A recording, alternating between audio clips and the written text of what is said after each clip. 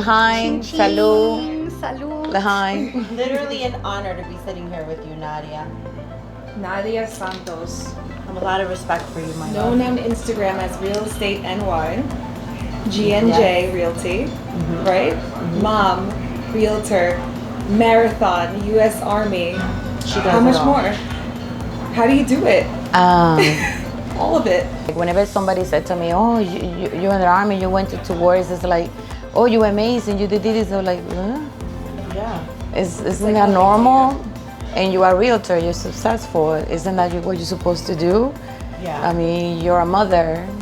You're a good mom. Isn't that what you're supposed to do? And I think everything that hold it together is the marathon, because that's the only thing that kept me sane for now. It kept me grounded. Like a lot of people, oh, I'm feeling overwhelmed, let me go get a drink. I'm feeling overwhelmed, let me go for a run. No, and things like whenever somebody asks you, how do you do it? It's like the same way you could do it. Right. Some people, their vision is very closed off, and I've always seen that about you, that you're a very insightful person, and some people will call it third eye. I like to call it discernment. It's a gift that is really given to you in the sense that you're able to look at a situation or know what path to choose, because look at all the paths look, and that's what I meant. Even though you say you weren't looking for a way out, you were, because you had to get out in order to become the Nadia that you are today. Well, you shared it with me a little while ago, and I just felt very moved and just with you. My prayers, my heart is with you, and you know, and you are truly an inspiration.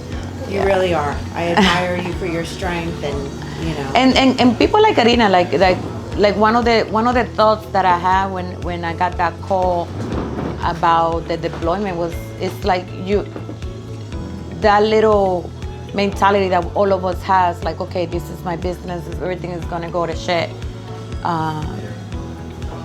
But whenever you get people like Karina, for instance, this is like one of them that I have so many, that actually is there for you. Like, you know what, I'm leaving, but when I come back, things are gonna be there.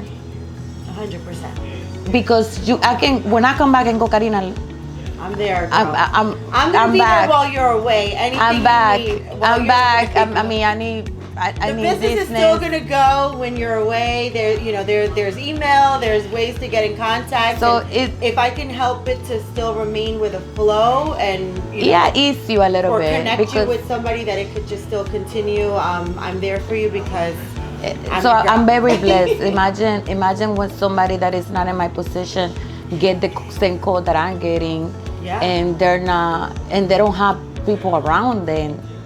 Because imagine, I have so many people around me, but I'm a little bit overwhelmed, and it's like you can leave for 2 years and come back, and you're gonna be ahead of where you left off. So having people that actually inspire you and tell you these things, it eases a little bit. Not to make it makes it better. That makes it perfectly fine, but it makes it better. I just feel like, a lot of times people do ask that question when they're like, I don't know how you do it. I don't know how you got through this, or I don't know how you built this business, or whatever it is that is going on in your life. But at the end of the day, this is the plan for your life, and it just flows into your life, and it's, I like to say God, because that's what I believe in.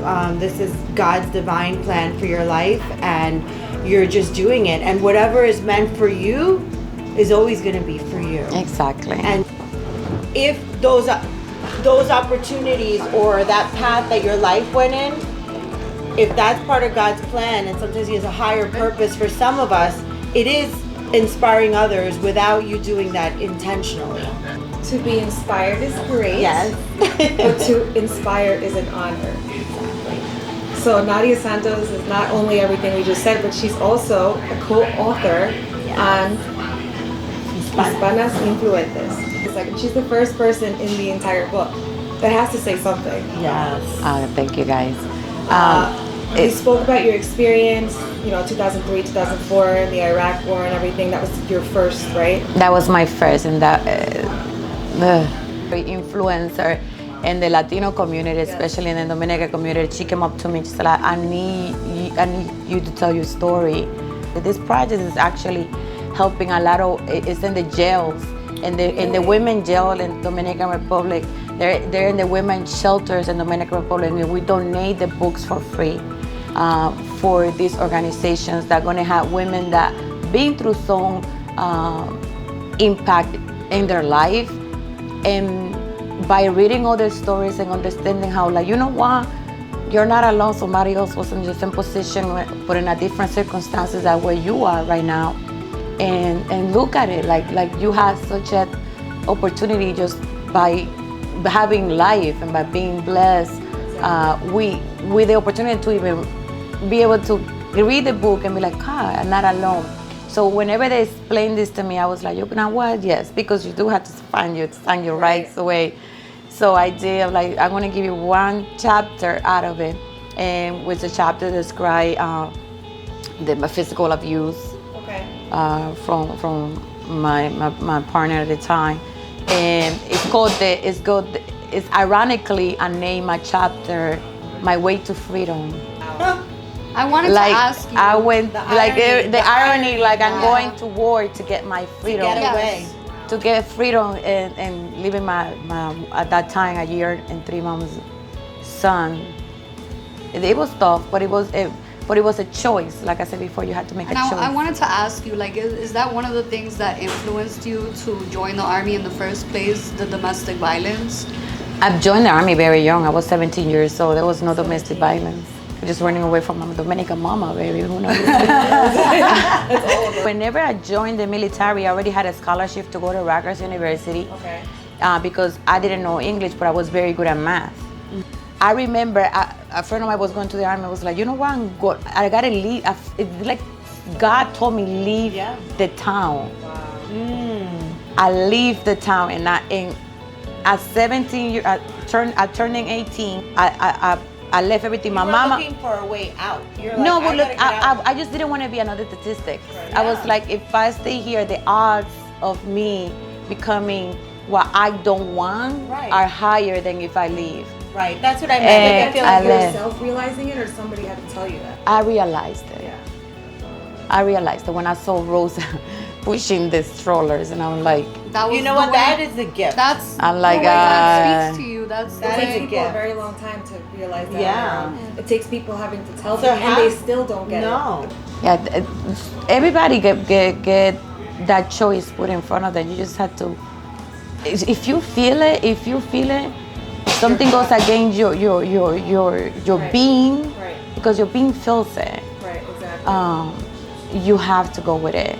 I didn't stay for college, and I was like, you're making a mistake. You go to a good college. You're like, I'm not ready. I don't know the English.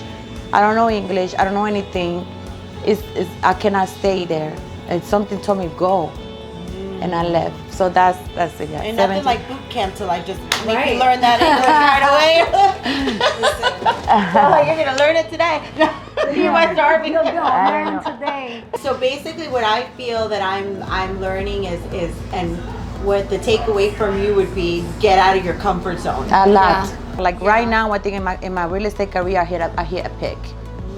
A plateau, like I hit a peak, which I got my referral base. I got my spirit influence. I can have 5 closings a month. I can do this, but what's next? And I still was comfortable in that in what I was doing, that I didn't hit the next button. Well, guess what? Destiny hit it for me. Because it said, enough is enough. You're out. And when I got a realization that somebody hit the reset button for me. I needed to stop real estate and become what I wanted to be in the real estate business long time ago, and I didn't. And somebody hit the reset button for me. Well, my takeaway from this has really been that when you hear God's voice, or you hear Him, or see it in an action, or see it somewhere, and you know that it's coming from Him, you should follow that feeling and go with it. and it's always gonna guide you. Exactly. Whatever you Yeah, believe. it's always gonna guide you in the Right. right direction. Exactly. Yeah. Some people call it vibe, other people call it energy, other people call it Right. Correct. sixth sense, Right. other people call it the third eye, but it's some people call it fate, Yeah. but it's what is in your gut, and you go Right. forward. That's it. One of the things that I really wanted to know is what have you learned in the Army that you are now using towards your real estate career? The main thing is discipline. Is being consistent in what you're doing, and for that you need discipline. For anything you do, if you know you're gonna run a marathon, you know you had to hit certain amount of mileage. That means you're gonna have to wake up at 5 o'clock in the morning. You have to have discipline for that. If you know that you had to get a seller and you had to be consistent, you had to be disciplined for that. That's one of the biggest takeaways. Be disciplined in everything you do. And if you're gonna do it halfway, don't even start it. Remember, in real estate, you don't have somebody to say, listen, it's 7 o'clock, where are you? Right. Or it's 3 o'clock, go eat lunch. Right. Nobody's telling you what to do. And this is a business that you have to have some resilience internally to keep pushing forward. I'm not gonna say that my real estate career has been like great all the time. There's some times that you don't wanna get out of the house.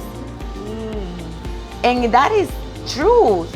For some realtors say that like everything is great every day, they're putting the mask that you mentioned early. Right. But it's okay as long as you recognize that, okay, today I'm gonna allow myself to be down, but if tomorrow I had to get back up there and go knock on that next door, and go send that flyer, and go call that buyer, and go harass that seller, however you say it. But you had to, if you want to give yourself one day, you had to get up the next day. Don't sit down the next day, because there's no excuse for that. I agree. I agree with you 100%. I'm a firm believer in that, is in taking that moment for myself, and like if I want to have like that off day, I'm like, today's Karina day, and I Call it stay in me my time. house, I Call it me call time. it It's a race. marathon. It's not. Yeah, it's not a race. It's a marathon. That's the expression. A race you just want to finish. A marathon you actually. Yeah. No, but it's something that I do, and especially you guys so successful do, right? Everything needs to be scheduled. Everything needs to be block time. So what I used to do, like I would say before COVID, even a little bit after COVID, was like every 3 months I gotta get out of here. Yeah. So I don't care. I go to the calendar and say, okay, October 15. I'm already in May, October 15.